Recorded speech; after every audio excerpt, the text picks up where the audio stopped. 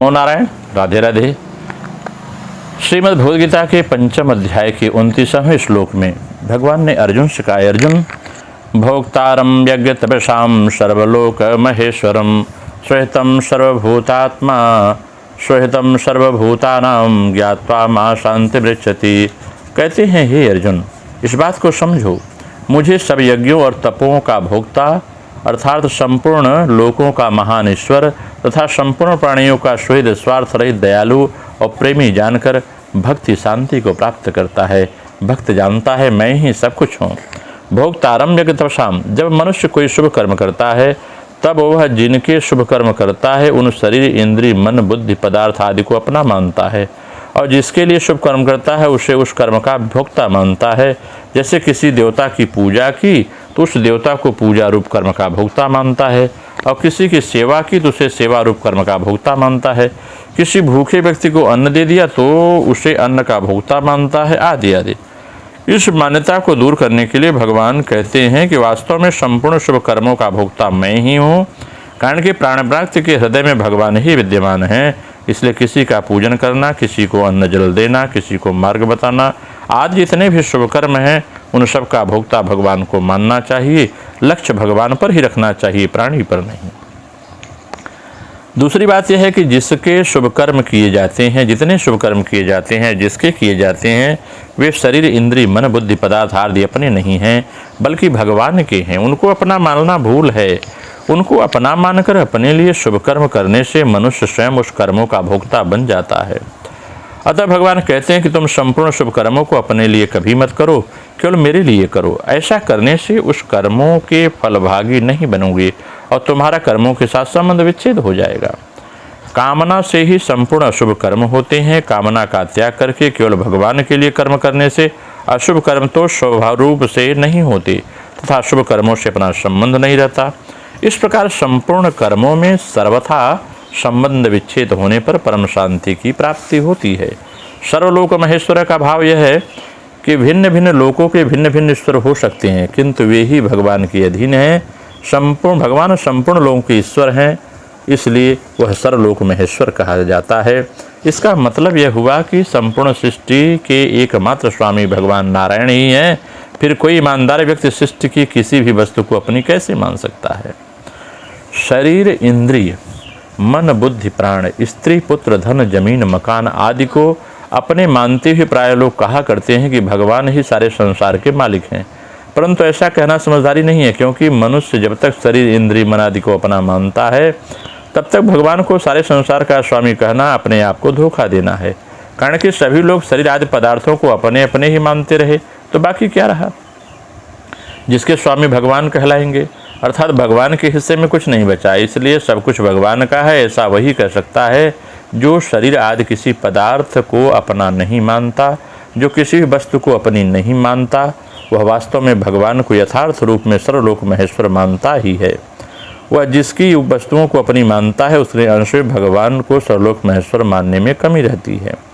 मनुष्य को शरीर आदि पदार्थों का सदुपयोग करने का ही अधिकार है, अपने मानने का बिल्कुल नहीं। इन पदार्थों को अपने न मानकर केवल भगवान के ही मानते हुए उन्हीं की सेवा में लगा देने से परम शांति की प्राप्ति होती है। जो भी वस्तु आपके पास है आप यह न समझे मेरी है, भगवान की है, बस उसका सदुपयोग करिए, उसका आनंद लीजिए।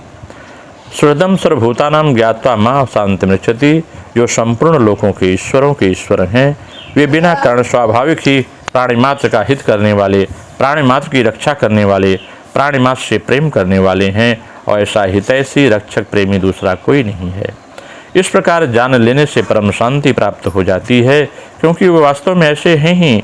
महान शक्तिशाली भगवान बिना किसी प्रयोजन के हमारे परम सुहृद, फिर भय चिंता उद्योग अशांति आदि कैसे हो सकते हैं। जीवन मात्र का बिना कारण हित करने वाले दो ही हैं, भगवान और उनके भक्त। भगवान को किसी से कुछ भी पाना नहीं है, इसलिए वे स्वाभाविक ही सबके सुहृद हैं। भक्त भी अपने लिए किसी को कुछ नहीं चाहता, सबका हित चाहता है, हित करता है, वह सबका सुहृद होता है। भक्तों में जो सुहृदता आती है वह भी भगवान से ही आती है। भगवान संपूर्ण यज्ञों तपों के भोक्ता हैं, संपूर्ण लोकों के महान ईश्वर हैं, हमारे परम सुहृद हैं। इन तीनों बातों में से अगर एक बात भी दृढ़ता से मान लें तो भगवत प्राप्ति रूप परम शांति प्राप्त हो जाती है। फिर तीनों ही बात मान लें तो कहना ही क्या है। अपने लिए कुछ नहीं चाहना, किसी वस्तु को अपनी मानना, भगवान को अपना न मानना, ये तीनों बातें भगवत प्राप्ति में मुख्य बाधक हैं। अपने लिए कुछ भी न चाहें और कुछ भी न करें, अपना कुछ भी न माने, सुख की इच्छा और वस्तु व्यक्तियों का आधिपत्य का त्याग कर दें, केवल मेरे ही अपना माने, अन्य किसी वस्तु को आदि को अपना न माने, इस तीनों में एक बात भी मान लेने से शेष बातें स्वतः आ जाती हैं। अपने लिए सुख की इच्छा का त्याग तभी होता है जब मनुष्य किसी भी प्राणी पदार्थ को अपना न माने। जब तक किसी भी पदार्थ में अपना मानता है तब तक वह बदले में सुख चाहेगा ही। सुख की इच्छा के त्याग से ममता का त्याग और ममता के त्याग से सुख की इच्छा का त्याग होता है। जब सब वस्तु व्यक्तियों में ममता त्याग हो जाता है तब एकमात्र भगवान ही अपने रह जाते हैं। जो किसी को भी अपना मानता है वास्तव में भगवान को सर्वथा अपना नहीं मानता।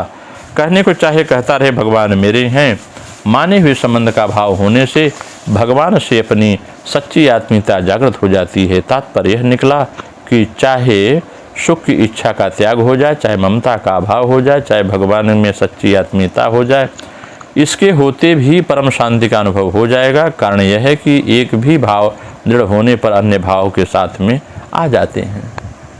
कहते हैं एक तो कर्म करना चाहिए और दूसरा कर्म करने की विद्या आनी चाहिए। जब मनुष्य कर्म तो करता है पर कर्म करने की विद्या नहीं जानता तथा कर्म करने की विद्या तो जानता है पर कर्म नहीं करता, तब उसके द्वारा सुचारू रूप से कर्म नहीं होते। इसलिए भगवान ने जोर दिया है पर साथ में कर्मों को जानने की बात भी कही है और कर्मों के तत्व जानने पर जोर दिया है। साथ में कर्म करने की बात कही है। दोनों कर्मयोग और सांख्य योग दोनों के द्वारा कल्याण होने की बात आई है। फिर भी भगवान ने सांख्य योग की अपेक्षा कर्मयोग को श्रेष्ठ बताया है। जो यह 5वां अध्याय इसमें भगवान ने क्रम पूर्वक कर्मयोग और सांख्य योग का वर्णन करके संक्षेप में ध्यान योग का वर्णन किया है। अंत में संक्षेप में भक्ति योग का भी वर्णन किया है। यही भगवान का मूल उद्देश्य है। अगर हम इसकी क्रिया योग के रूप में व्याख्या करते हैं तो यह बात और स्पष्ट हो जाती है। व्यक्ति को करना क्या चाहिए। पूर्व श्लोक के जो साधन की हमने चर्चा की है, साधना करते करते कूटस्थ का ज्ञान होता है, तब समझ में आता है कि यही विश्वव्यापी विष्णु के रूप में सब कर्मों का फल भोगता है। विश्वव्यापी कहने का मतलब यह नहीं कि यह और विश्व पृथक पृथक है, वह अपने आप में रहते हैं। साधना के द्वारा प्राणवायु जब मस्तक में स्थिर हो जाती है तब अपने आप में रहना बनता है। सब लोगों में वही कूटस्थ है और सब लोग वही हैं। जब सबका ज्ञान होता है तब सबके भीतर कूटस्थ ज्योति के रूप में अनुभव होता है। जब सब ज्ञान विलीन होकर एक अखंड सत्ता मात्र परिवर्तित होता है तब भी वही एक कूटस्थ अखंड अद्वितीय सत्ता रूप में रहता है। वही सत्ता प्राण रूप में नाना रूप में जगत को प्रकाशित करके उसके भीतर वास करती है। क्रिया की परावस्था में इस परम ज्ञान का उदय होता है, तभी सब कुछ जाना जाता है और जानने के साथ साथ शांति पद मुक्ति पद प्राप्त होता है। तब मैं कुछ नहीं मेरा कुछ नहीं यह भाव होता है। मेरे और मेरा लेकर जीव सर्वदा व्याकुल है, परंतु मैं क्या हूँ यह नहीं जानता। इस मैं का परिचय पाते ही मिथ्या मैं मिट जाता है। मेरापन मिट जाने से फिर अशांति नहीं रहती। देहात्म बोध ही मैं मेरा का उत्पादन है। क्रिया की परावस्था में देहात्म बोध मिट जाता है, साथ ही मैं मेरा बोध भी निरस्त हो जाता है। क्रिया की परावस्था में यह असीम महाशून्य ही महामहेश्वर के नाम से जाना जाता है तथा उसकी सत्ता ही समस्त वस्तु की सत्ता है। ऐसा निश्चय ज्ञान उत्पन्न होकर विक्षेप को नष्ट कर देता है। तब निवृत्त रूपा परम शांति हमारे जीवन बन की समस्त वेदनाओं को भुला देती है। यहाँ पर प्राणायाम मूलक क्रियाशील साधक को साधना करते हैं जैसा होना आवश्यक है वह यही है कि प्राणपान का कार्य खींचना और फेंकना श्वास का दोनों समान हो जाए। वायु नासिका के भीतर संचरण करे, चक्षु भ्रूमध्य के मध्य रहे, पलक न गिरे। क्यों भी न, या तो पलक बंद करके भी क्रिया कर सकते हैं, क्यों नहीं सब लोग इंद्रिय निग्रह करके निष्काम भाव से स्वधर्म का अनुष्ठान करते हैं।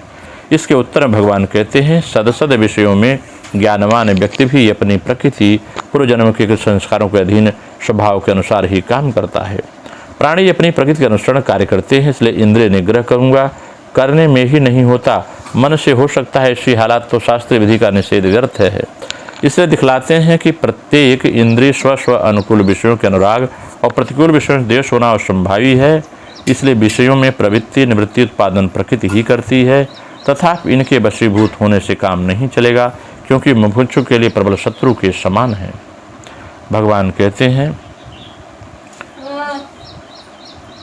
अतः विषयों में प्रवृत्ति निवृत्ति उत्पादन प्रकृति ही करती है और विषयों का काम नहीं चलेगा। यह मुमुक्षु के लिए प्रबल शत्रु के समान। इसलिए भगवान के उपदेश का यही उद्देश्य है कि प्रकृति खींचा खींची में अपना बल दिखाएगी ही। उस समय प्रकृति के गंभीर जल में निमज्जित मत होना, इसके लिए पहले से ही राग देश के प्रतिबंध साधनाओं में प्रवृत्त होना पड़ेगा। ईश्वरोपासना से यह प्रतिबंध प्राप्त होते हैं, क्योंकि श्रवण मनन निधिध्यासन आरंभ करने की चेष्टा करने पर ही सत्वगुण की वृद्धि होगी और सत्वगुण की वृद्धि से ज्ञान होगा। यह ज्ञान पुस्तक पढ़ने से नहीं होता, यह साधना के फलस्वरूप प्राप्त होता है। इसके प्राप्त होते ही गुणाशक्ति शिथिल हो जाएगी। इससे जीव के सारे संस्कार नष्ट और मन प्राण में एक शांति का अनुभव होगा। यह शांति की अवस्था नष्ट न हो, इसके लिए विरोधी भावों के प्रति अनास्था उत्पन्न होगी। साधक के कल्याण के लिए मार्ग में परिचालित करने के लिए श्रद्धा श्रेष्ठ उपाय है। इस प्रकार से व्यक्ति को प्राणापान वायु का अभ्यास करते हुए भूमध्य पर ध्यान करते करते प्राण सुषुम्ना वायु में प्रवेश कर जाता है, मन शांत हो जाता है। नमो नारायण। राधे राधे। आप सबका मंगल हो।